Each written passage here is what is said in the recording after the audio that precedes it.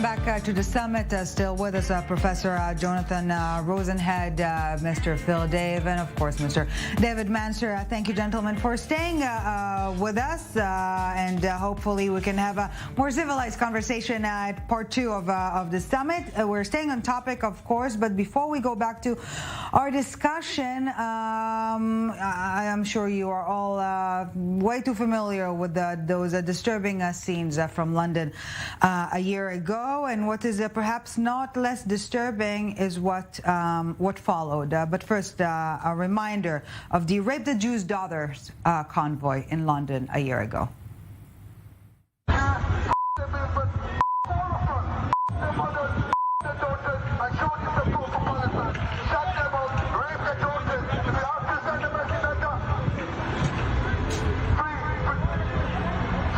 And again, as I've mentioned, not less alarming is what happened afterwards, the decision by British prosecution to drop the charges against those involved, which brings me to ask you, gentlemen, should British Jews feel safe in the UK? Another quick fire round of 30 seconds each, and we move on from there. David Mencer, please take the lead.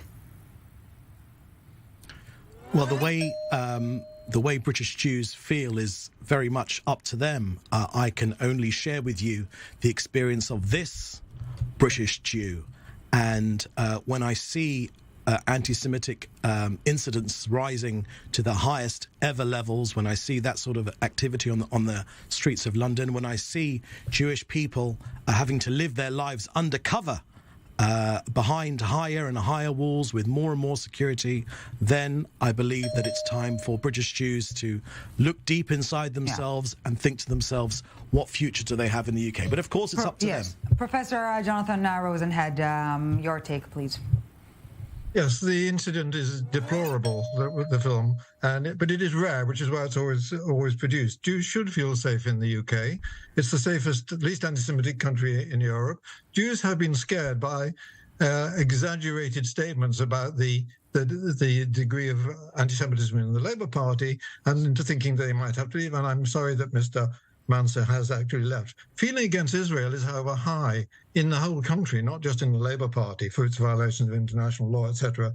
Jews in the UK are safe as long as we focus on the real anti-Semites, who are the far right, and they are growing in strength, and we should focus on them, not on critics of Israel.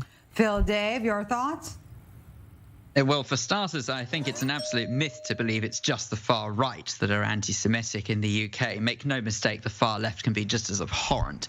But let's put it this way. I am quite lucky as someone who is more of a Reformed Jew. I obviously don't look that Jewish, and therefore I don't have the same security issues that, say, our Hasidic brothers and sisters may well feel in the UK. And I don't think it can be any coincidence that they continue to have to keep themselves within their bubble. They obviously don't feel that sort of walking around freely in the way the rest of us do means that they are as safe because of their appearance. But I personally feel safe for now, but who knows how long that will last.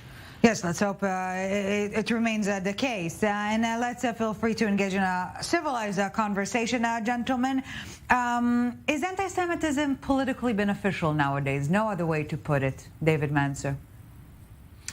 I think that was the calculation which Jeremy Corbyn wrongly made. I think that he thought to himself that if he would poke his finger in the eye of the Jewish community again and again and again consistently throughout his 5 years of leadership of the Labour Party, when he presented himself as an alternative prime minister, he thought it would do him good. That's why he did it. He is a politician, after all. What are politicians? They seek to gain power. He obviously thought this was a strategy which would work for him, particularly amongst the growing Muslim community in the UK. But, of course, he was wrong on that subject, and the British people, in their wisdom, resoundingly rejected him and all of his supporters, which is why people of his ilk have been purged from the Labour Party. And now that they have been purged from the Labour Party is once again looking respectable and electable. Professor. I have to say that with the beg your pardon. No, Phil, Dave, please take the lead. Yeah. No, I was going to say, I just wanted to pick up on something that the professor said in his 30 seconds there. He was saying that if we look at this incident that you rightly identify happened a year ago, these cretinous individuals who drove their cars through the streets of London flying Palestinian flags and chanting all sorts of bile towards Jewish people, he said that kind of instance is rare. Well, sadly, it's really not. I mean, every single peaceful protest that takes place in the UK, no matter what it is about, it hardly ever fails that you will see some small group of individuals there flying Palestinian flags and trying to interrupt and disturb whatever that protest is actually for to make it about another subject. And that to one side. Let's not forget the annual Al-Quds Day march as well, which is an absolute wash with it. So sadly, it's not rare at all. It's very often that we see Palestinian flags flown in the UK, all in the name of solidarity with the Palestinian people. But you know as well as I do that most of the people flying those flags have an utter hatred for Israel at the very least. You know that. But more than likely have an utter hatred for Jews as well. But can't you take... yes, please. Of course, Professor. There's the same conflation going on all the time, the conflation between anti-Semitism and dislike for Israel's policies, and the idea that by flying a Palestinian flag you're showing that you're anti-Semite. I fly a Palestinian flag. I'm a proud Jew. I think that's disgraceful. I went to Cheder. I went to Shul. was in the Jewish Society. All of the things that Jewish people do. I was a Zionist, and I put money in the little blue box. I don't hate Jews, nor do the other 60 people who've been disciplined for saying things about Israel in the Labour Party, and you are conflating in just the same way. But Professor, while you're able to make this distinction, Professor, please, how can you go on Israeli television and openly admit you have flown a Palestinian flag?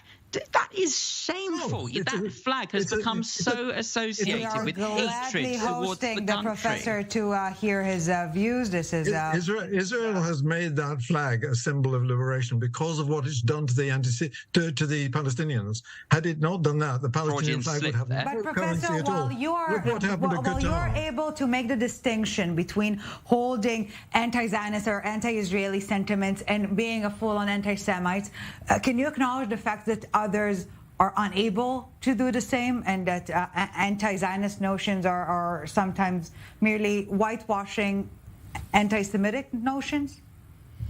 I'm sure that's the case in a very small number of people, but the pro-Palestinian feelings are worldwide. It isn't just on the left. Because of the bile, because of the pure bile and the lies that are spouted about Israel, and I don't understand how it's. But I don't understand how on earth it can possibly be that such an amazing country, you're happy to stand by and watch such lies told in media about it, and then almost be proud of it. It's staggering. I came to Israel in 1956 with the Jewish Agency because I was very strongly in support of it. That I have a whole lifetime of history of being pro-Israel, which only Israel has managed to derail by changing itself. I haven't changed. Of course, blaming Israel. Of course, if Professor Rosenhead, there are so many countries if Professor Rosenhead was genuinely, if Professor Rosenhead was really genuinely supportive of the Palestinian people, then of course he would encourage dialogue. He would encourage laying down violent means. He wouldn't give support for the terrorists and people that support terrorists, like Jeremy Corbyn, who calls Hamas and Hezbollah his friends. He wouldn't give support to those people. Terrorists. He would, of course, support dialogue, bringing people together, not through blowing up bus stops or stabbing people in the street. He would support bringing people together. He doesn't support those things, of course, we have 20 because he's not interested left. in the Palestinian Professor people. Rosenhead, please. Professor Rosenhead, your concluding remarks, please. Just the idea that Jeremy Corbyn is urging people to go around stabbing people at bus stops is ridiculous. This is really, you have to start with somebody. He financially supported Holocaust deniers. He was laid never reeds regarded at terrorist anti- graves. He laid was reeds never at their regarded- graves. What do you call that? He was What do you never call that? regarded. He was never regarded as an anti-Semite until he became leader. Okay. I did. Then he became a out target for of people who time, wanted gentlemen. to- Obviously not out of passion. I would once again like to thank you all sincerely for coming on the show and sharing with us your views. We truly appreciate it. Professor Jonathan Rosenhead, Phil David Mencer, thank you very much for your time and insight.